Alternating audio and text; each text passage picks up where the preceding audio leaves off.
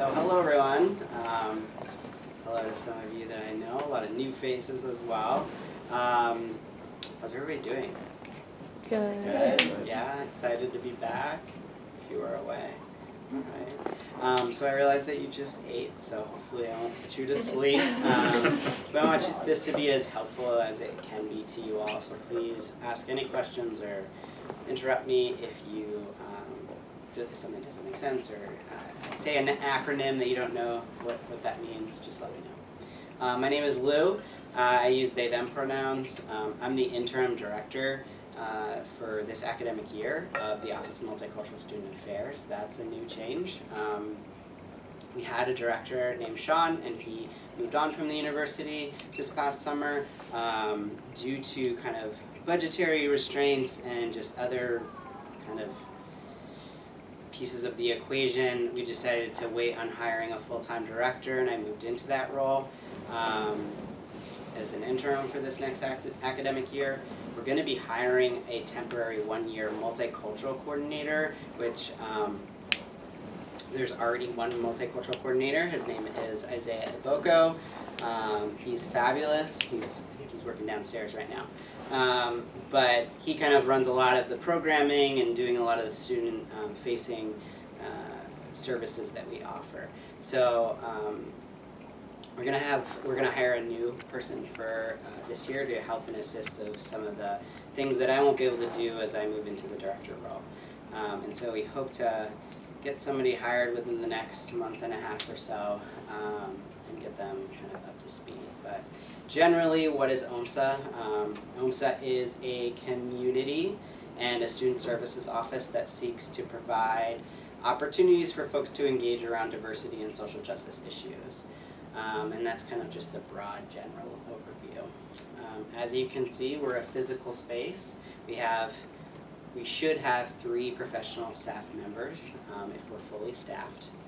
And we're really here first and foremost for students. Working with students if they're going through something, maybe they have an identity they want to work through, maybe they're having trouble in class or in their res hall. We're really here to do that one-on-one counseling and help students get connected to resources here on campus. Above that, we run a lot of educational programs and opportunities and events for people to attend to expand their knowledge around identities and social justice and diversity. So some of the programs that you may have heard of are the Safe Zones program, which seeks to create aspiring allies for the LGBTQIA+ community. We have the Garden Party and the Unity Reception, which is kind of like community gatherings to kick off the year. We have a dialogue series called Real Talk, where we talk about what's happening in our world today from an intersectional lens and just kind of talk about what's going on. Some of our other signature programs is a leadership retreat called the MLK Summit. It's a weekend-long retreat where folks kind of learn all about social justice and diversity and kind of go through this immersion experience with a cohort, and you get really close with people. And folks typically call it their like quintessential moment of learning about a lot of diversity issues here on campus. So those are just a few of the programs that we run. We run a lot more, but I won't bore you with every single detail. We're always open to creating new programs and having collaborations with folks who want to. So if you're ever interested and have an idea, please reach out to us. Let's see. So as you can see, we have a physical space. We have a conference room where a lot of people just kind of hang out and do homework. Typically this front desk is staffed by a student staff member at all times that the office is open. And they will be kind of your front-facing person when you come into the office and get you situated if you need one of us or just want to hang out and chill. This is really like a center or a space where people hang out and do whatever they want to do between classes. So you can come in and out of here at any point. We have computers that you can work on if you want to work on a paper or whatever. For folks that frequent our office, we have free printing. If the only time that I see you coming into the office is to print, we may have a bone to pick. But I know that's a pretty hot commodity. So, but a lot of people just come in, do their homework, take naps, have awesome conversations. You never know what's happening in Omsa, and that's pretty hopping usually. So, lots of fun stuff to do there. One important thing that I want to mention, and that is kind of like a misconception. While we were derived to support underrepresented students here in Omsa, we are an office for all students regardless of identity. So it takes everyone to do this work, and we want everyone to feel like they're invited into this space. And that's really important for us, especially in kind of communicating that to folks who are coming and looking at UNH. We work pretty closely with the Diversity Support Coalition, which is a group of student organizations like the Alliance, Black Student Union, Native American Cultural Association, Asian American,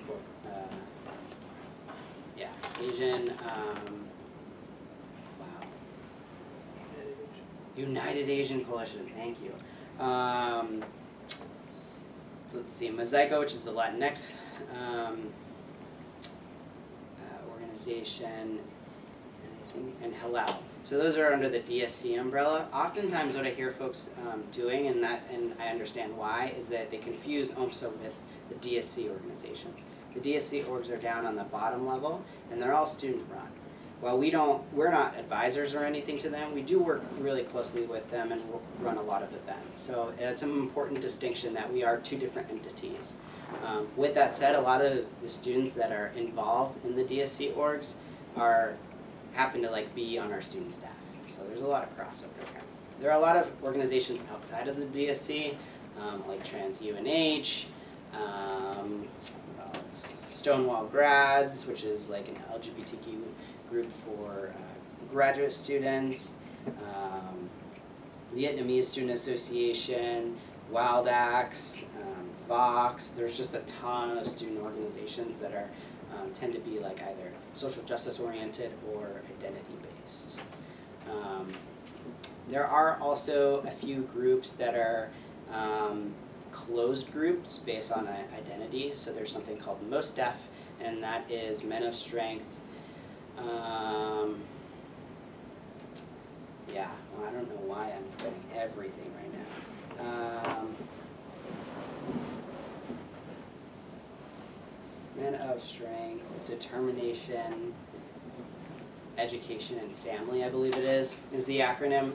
And that is a group for men of color. They come together every Friday and talk about maybe some of the experiences that they're having and some of the issues that they may face on campus. That's not an officially recognized organization because it is closed off to the people who hold that identity. Similarly, we have the answer to that for women of color, and that's called NALA. And then we also have something called the QT, which is queer and trans students of color. And that is also an affinity group for those who hold those identities. And they're not intended to be exclusionary, they're just spaces for folks to come together around those particular identities that are kind of feeling safe for them. So questions about the student organizations, how they kind of operate within OMSA, any of the things that I talked about, our space, our programs. Any questions on that? Yeah. So usually on my tour I just try to bring up real talk. Yeah. Problem being I don't really know much about real talk. Yeah. Especially I have a general idea, but specifically what are the question I always get are what are the topics it covers? Sure. And I kind of don't have a great answer to that. Yeah, absolutely. So some of the topics that are covered, we did a big one on the Me Too movement. Mm-hmm. We've done ones on consent in the queer community. We've talked about a lot of kind of what's happening nationally around race. We've talked about when the Dakota Access Pipeline was big, we were talking about that. So anything that's really kind of going on in our world that is affecting people in a kind of social justice way, that's what we're talking about. Yeah, totally. Other questions? Yeah. In terms of like, oh sorry. No, you're fine. Oh, Go okay.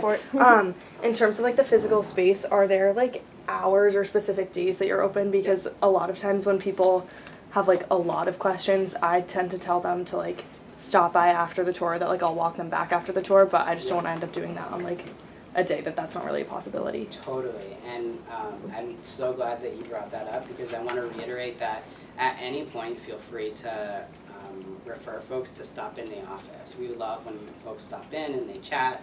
That point of contact really helps us engage with people early on and make sure that they know that we're a resource. So we're open Monday through Friday, 8 to 6. On Fridays we close though at 5, so 8 to 5 on that day. And there should always be a professional staff in the office. If they're not, sometimes we're at meetings and we'll be back. And there's always somebody at the front desk that can take a message if you're looking to speak to us or have a family that wants to speak to us. Other questions? Yeah. So I know some tour guides just have like not really sure how to like talk about Omsa, because sometimes it can be like an uncomfortable topic on so many different spectrums. Is there any way that anything you really want to say, anything you really like would be horrified if you heard us say something, or is there anything you really want the tour guides to like emphasize about the program, or anything you don't want us to say because you don't want people to get the wrong idea or anything? Sure. I would say that kind of the real short piece would be Omsa's seeks to create community and support services around identities, diversity, and social justice issues. So like that's a really like short and sweet kind of description. I'm trying to think of things that I wouldn't want you to say. Definitely reiterating like the fact that like we don't just deal with folks who are folks of color or LGBTQ folks or folks with disabilities. We are here for all students. We were derived to support originally folks with those identities, and we hold that at our core, but we believe that it takes everybody to do this work. So I don't know that you would really get into all of that with somebody, but I think that you can mention that there are particular programs that are designed to support students of color, students with disabilities, LGBTQIA students. And that kind of helps people know the target population that we're working with. That help? Okay. Yes. So I know like a lot of the events are geared towards students. Are there any events where faculty, staff, maybe community members, because I know you said like building this community is important. Yes, definitely. So a lot of our bigger events are open to staff, faculty, and students. So like our garden party, which is geared more towards LGBTQIA community members and allies, that's open to everybody, and we encourage staff and faculty to come so students can kind of have that front-facing time and get to know people and kind of destigmatize this relationship between staff and faculty and students. Same with the Unity reception. We have an Omsa graduation in the spring. Those are all programs that we bring that kind of greater community in. So, yeah.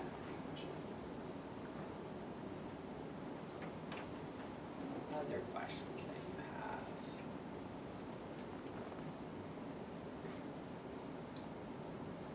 Are you all, are any of you returning? Okay, so quite a few. Have there been any issues that you've run into in the past in talking about Omsa or anything on tour?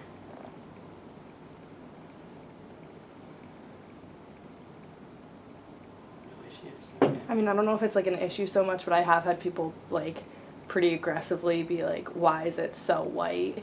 Or like I also had someone pretty aggressively like insist on an explanation of like the role the Me Too movement had on campus, which was like very specific, but also like for me I was like, I wish I knew more about it, and like I can ask other people, but like that was a little Right. Yeah, I mean and I don't want to say anything that like folks that are running the program want me to say. My partner used to run the program, so I have a little bit of kind of understanding from her, but I think pointing out the realities of the university, there's nothing wrong with that. Like, yeah, UNH is a predominantly white institution, but the reality at the same time is that we have really incredible, strong communities, communities of color, communities of LGBTQ people, that are built kind of in response to that are really close-knit. And that's a wonderful opportunity for you to be, in proximity to other people that are like you. But we also have a lot of opportunities to learn about people who are different from you. So kind of bringing it back to the acknowledge the reality, and then kind of point out the fact that, it does create community and there's opportunities for growth as well. I don't know if that helps. I think that's a perfect way, because Yeah. that's something, even sidetracking a little, I'm Yeah. sorry, that's something that a lot of admission counselors struggle with too, especially as you're traveling to schools that have higher populations of multicultural students, whatever population or identity it may be. That's something that's hard to speak about. So I think that's, like you're saying, that's a great way. Like, don't sugarcoat it. It's true. Like, Yeah. UNH is a predominantly white institution, but knowing the resources, I think that's perfect. Yeah. Definitely knowing the resources of, especially this office, because we're kind of like a conduit to other resources. We're kind of like that front line, and then we refer out to whatever somebody needs based off of their needs. Yeah. I gave a lot of Saturday tours, and a lot of students were looking for inclusive efforts we do have on the campus, what will be their college experience, and you guys work open on Saturday and Sundays. So is there to get them more information, is there certain information you should give them, or? Yeah, I mean, you can definitely tell them to look on our website.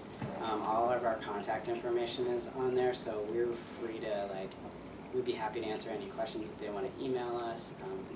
We can't staff on weekends just because of budgetary reasons, but yeah, you could just show them where the office is and say that there's resources online, and they can find us there and our contact information. Sure.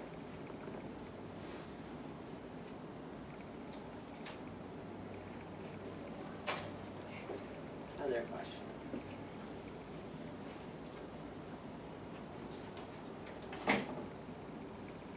All right.